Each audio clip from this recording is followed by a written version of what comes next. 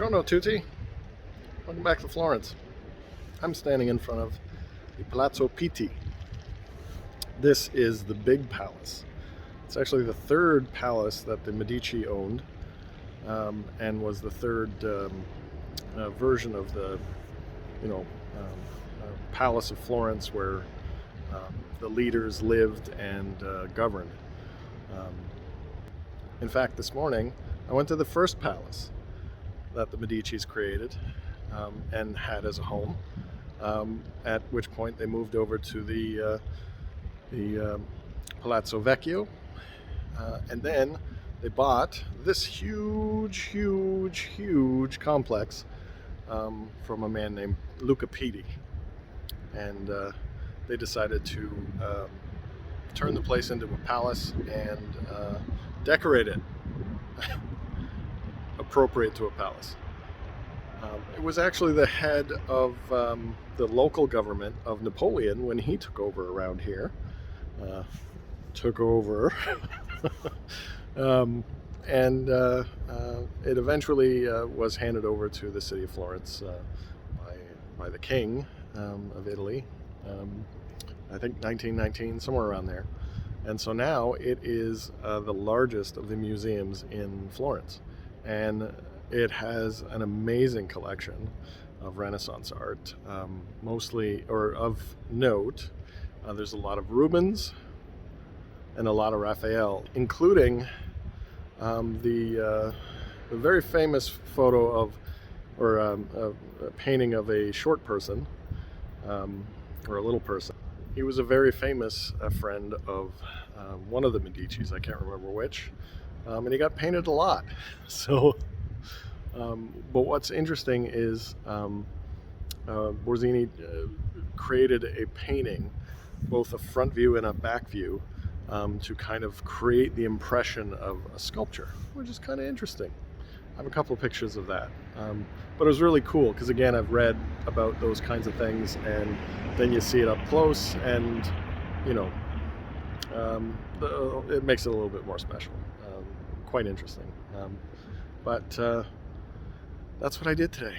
I went to museums, two big ones, and walked around a lot, because, to be quite honest, I was tired, and I had plans to go out of town, but I kind of messed up the plans. Kind of a little bit of a expensive mistake, because I bought those tickets, those non-refundable tickets, to the wrong station. So I'm glad I just found out. I mean, it would have been fine, I would have just went to some other place. Who cares, right? But and that's what I kind of planned on doing. But I woke up this morning and I just decided I was going to sleep in, and I slept in till like 9:30. And I realized I needed the sleep. I think about the last week I've been sleeping maybe 4 to 6 hours a night, usually because one thing or another, like one night was a work thing, it can't be helped.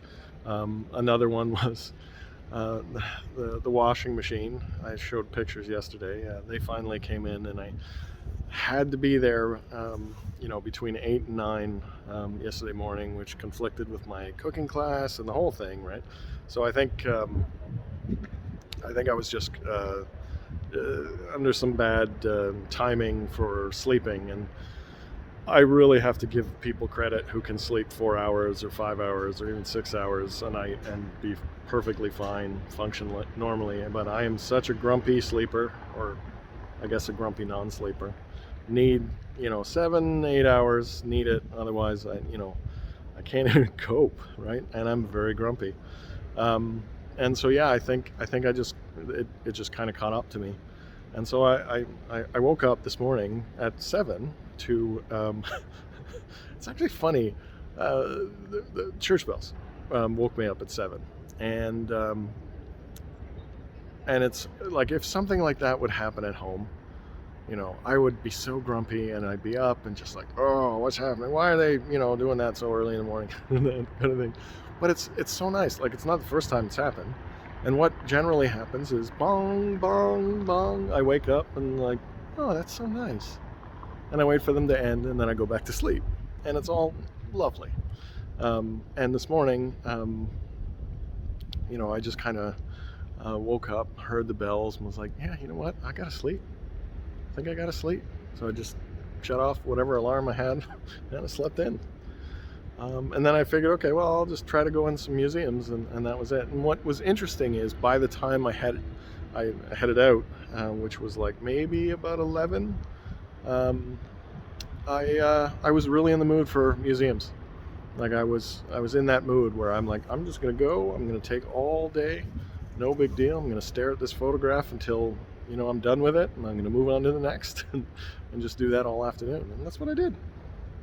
So yeah, it was fun. It was a great day. But yeah, and I also, a couple of people have messaged me or left comments asking me about the washer. and it's very nice. So the update with that is, so they came in, and this repairman was quite dramatic, very, very dramatic guy. And there was this whole thing about, oh, can we just, take your time repairing it, but can we get the clothes out? And he was like, oh no, when do you need it for? Monday. And he's throwing his hands up. Oh, Monday. Oh no, that can, and all this kind of stuff. And so they just showed up like the next day and gave her clothes. It wasn't a big deal. It didn't need those kind of theatrics at all. And then again too, when they brought the washer back, again, couldn't do it any other day. But anyway, point is, Amber got her clothes back. The washer, it works. I've done some clothes, a couple of loads, in fact. I might not touch it again. I don't want to risk it, because I still don't know why it broke. Not really. And it was expensive. So I don't want to do that again. But yeah, all good. Everything's got a happy ending somehow, right? You just have to wait long enough. So yeah, so that's all good. And as an added bonus, I got a message from my Airbnb host from Palermo, and she sent me this photo of the cats, and she said the cats are missing me. Which I thought was fantastic, just so cool. She sent it to me on a WhatsApp, so I don't have notifications on that, and I just noticed that yesterday, so apologies for that, but it's so nice. I'm so glad I saw that. It's very nice. So I'm glad the cats miss me. And anyway,